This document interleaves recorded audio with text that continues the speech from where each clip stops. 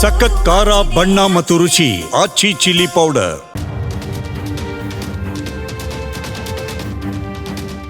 ನಮಸ್ಕಾರ, ನಾನು ದಿವ್ಯಶ್ರೀ.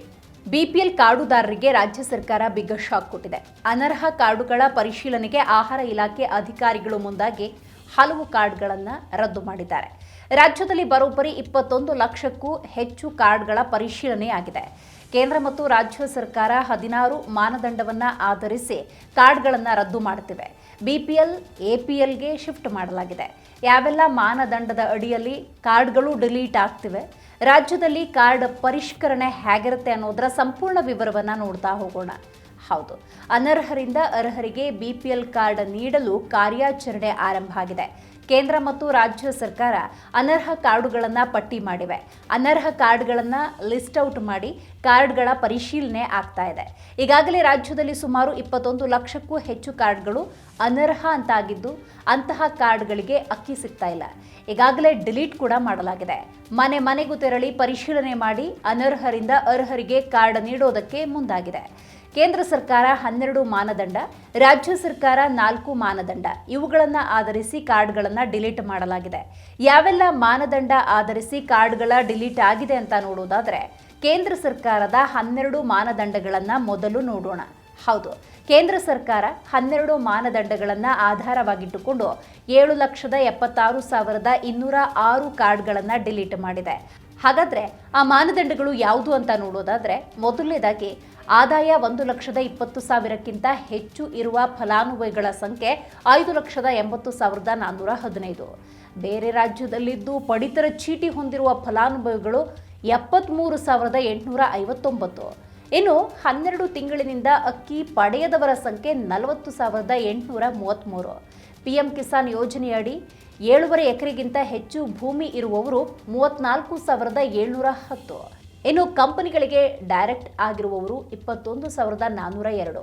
6ರಿಂದ 12 ತಿಂಗಳವರೆಗೂ ಅಕ್ಕಿ ಪಡೆಯದವರು 17,414. ಜಿಎಸ್ಟಿ ಹೊಂದಿದ್ದು 25 ಲಕ್ಷಕ್ಕಿಂತ ಹೆಚ್ಚು ವಹಿವಾಟನ್ನು ಹೊಂದಿರೋರು 2,695 ಮಂದಿ. ಇನ್ನು 100 ವರ್ಷ ಮೇಲ್ಪಟ್ಟ ಪಡಿತರ ಫಲಾನುಭವಿಗಳು 2,050. ಆಧಾರ್ ಸ್ಥಿತಿಯಲ್ಲಿ ಮೃತ ವ್ಯಕ್ತಿಗಳ ಸಂಖ್ಯೆ 1,452 ಆಗಿದೆ. 18 ವರ್ಷಕ್ಕಿಂತ ಕಡಿಮೆ ವಯಸ್ಸಿನ ಏಕಸದಸ್ಯ ಫಲಾನುಭವಿ 793. 1ಕ್ಕಿಂತ ಹೆಚ್ಚು ಪಡಿತರ ಚೀಟಿ ಇರುವವರು 430. 4 ಚಕ್ರ ವಾಹನ ಇರುವವರು 153. ಇನ್ನು ರಾಜ್ಯ ಸರ್ಕಾರ 4 ಮಾನದಂಡಗಳನ್ನಿಟ್ಟುಕೊಂಡು 13 ಲಕ್ಷ ಕಾರ್ಡುಗಳನ್ನು ಡಿಲೀಟ್ ಮಾಡಿದೆ. ಹಾಗಾದರೆ ಆ 4 ಮಾನದಂಡಗಳ ಅಡಿ ಎಷ್ಟೆಷ್ಟು ಕಾರ್ಡ್ಗಳು ಡಿಲೀಟ್ ಆಗಿವೆ ಅಂತ ನೋಡೋದಾದರೆ, ಕಳೆದ 6 ತಿಂಗಳಿನಿಂದ ಅಕ್ಕಿ ಪಡೆಯದವರು 2,75,667. ಇನ್ನು ಆದಾಯ ತೆರಿಗೆದಾರರು 98,473. ಇನ್ನು ವಾರ್ಷಿಕ ವರಮಾನ 1,20,000ಕ್ಕಿಂತ ಹೆಚ್ಚು ಇರುವವರು 10,09,475. ಸರ್ಕಾರಿ ನೌಕರರು 4,036. ಒಟ್ಟು 13,87,651. ಒಟ್ಟಾರೆ ಕೇಂದ್ರ ಮತ್ತು ರಾಜ್ಯ ಎರಡೂ ಸರ್ಕಾರಗಳು ಅನರ್ಹ ಕಾರ್ಡುಗಳನ್ನು ಗುರುತಿಸಿ ಪರಿಶೀಲನೆ ಮಾಡ್ತಿವೆ.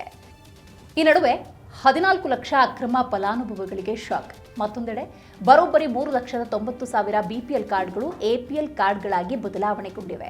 ಒಟ್ಟು 4,10,000 ಬಿಪಿಎಲ್ ಕಾರ್ಡ್ದಾರರಿಗೆ ಆಹಾರ ಇಲಾಖೆ ಬಿಸಿ ಮುಟ್ಟಿಸಿದೆ. ಈ ಮೂಲಕ 14 ಲಕ್ಷ ಅಕ್ರಮ ಫಲಾನುಭವಿಗಳಿಗೆ ಆಹಾರ ಮತ್ತು ನಾಗರಿಕ ಸರಬರಾಜು ಇಲಾಖೆ ಶಾಕ್ ಕೊಟ್ಟಿದೆ. 3/9/2025ರಿಂದ 14/12/2025ರವರೆಗಿನ ಆಹಾರ ಇಲಾಖೆಯ ಕಾರ್ಯಾಚರಣೆಯ ಅಂಕಿಅಂಶ ಕೂಡ ಲಭ್ಯವಾಗಿದೆ. ರಾಜ್ಯದಲ್ಲಿ ಒಟ್ಟು ರೇಷನ್ ಕಾರ್ಡುಗಳ ಸಂಖ್ಯೆ 1,65,65,889 ಇದೆ. ಸದ್ಯ 1,13,56,089 ಬಿಪಿಎಲ್ ಕಾರ್ಡ್ಗಳು ಚಾಲ್ತಿಯಲ್ಲಿದ್ದು, ಸದ್ಯ ಚಾಲ್ತಿಯಲ್ಲಿರುವ ಅಂತ್ಯೋದಯ ಕಾರ್ಡುಗಳ ಸಂಖ್ಯೆ 42,94,924. ಇನ್ಮೇಲೆ ಸ್ಮಾರ್ಟ್ ಕಾರ್ಡ್ ರೀತಿ ಪಡಿತರ ಚೀಟಿ ಲಭ್ಯವಾಗಲಿದೆ ಎನ್ನುವಂಥ ಮಾಹಿತಿ ಕೂಡ ಇದೆ. ದೇಶದಲ್ಲಿ ಪಡಿತರ ಚೀಟಿ ಮುಖ್ಯ ದಾಖಲೆ. ಹೊಸ ರೇಷನ್ ಕಾರ್ಡ್ ಕೂಡ ಬಿಡುಗಡೆ ಆಗ್ತಾ ಇದ್ದಂತೆ ಅನ್ನಭಾಗ್ಯ ಯೋಜನೆಯ ಪ್ರಯೋಜನ ಮಾತ್ರವಲ್ಲದೆ ಇದನ್ನು ಸ್ಮಾರ್ಟ್ ಕಾರ್ಡ್ ರೀತಿಯಲ್ಲಿಯೇ ಉಪಯೋಗಿಸಿಕೊಳ್ಳಬಹುದು. ಅಂದರೆ ಏರ್ಪೋರ್ಟ್ನಲ್ಲಿ, ಬ್ಯಾಂಕ್ಗಳಲ್ಲಿ ಐಡಿ ಕಾರ್ಡ್, ಬ್ಯಾಂಕ್ನ ಇತರ ಸೇವೆ ಪಡೆದುಕೊಳ್ಳಲು ಕೂಡ ಬಳಸಿಕೊಳ್ಳಬಹುದು. ಇನ್ನು ಮುಂದೆ ಪಡಿತರ ಚೀಟಿ ಆಧಾರ್ ಕಾರ್ಡ್ನಂತೆಯೇ ಬಹಳ ಮುಖ್ಯವಾದ ದಾಖಲೆ ಎನಿಸಿಕೊಳ್ಳಲಿದೆ. ನೋಡಿದ್ರಲ್ಲ, ಕೇಂದ್ರ ಮತ್ತು ರಾಜ್ಯ ಸರ್ಕಾರಗಳು ಯಾವ ಪ್ರಮುಖ ಮಾನದಂಡದ ಆಧಾರದಲ್ಲಿ ಪಡಿತರ ಚೀಟಿಯನ್ನ ರದ್ದು ಮಾಡಿವೆ ಅನ್ನೋದನ್ನ. ನೋಡ್ತಾ ಇರಿ ಜಿ ಕನ್ನಡ ನ್ಯೂಸ್, ಸತ್ಯವೇ ಸುದ್ದಿಯ ಜೀವಾಳ.